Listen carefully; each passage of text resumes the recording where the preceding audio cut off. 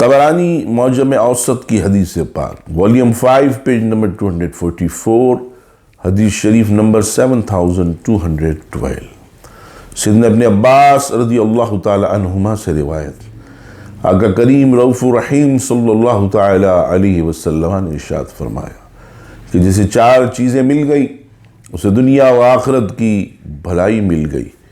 وہ 4 چیزیں کون سی؟ فرمایا شکر کرنے والا دل، دوسری چیز ذکر کرنے والی زبان، نمبر 3 آزمائش پر صبر کرنے والا بدن، اور نمبر 4 اپنے آپ اور شوہر کے مال میں خیانت نہ کرنے والی بیوی۔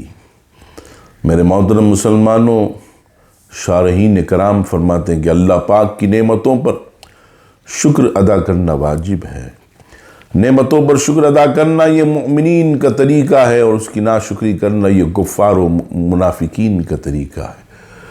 شکر ادا کرنا رضا الہی اور جنت میں جانے کے لیے اہم کام ہے، جبکہ ناشکری یہ اللہ تبارک و تعالیٰ کی ناراضی اور جہنم میں لے جانے والا کام ہے۔ دعا ہے میرے مولا ہمیں بھی شکر والا دل اور ذکر والی زبان، تکلیف پر صبر کرنے والا بدن، اور ہمارے مسلمان بھائیوں کو نیک بیویاں نصیب فرما۔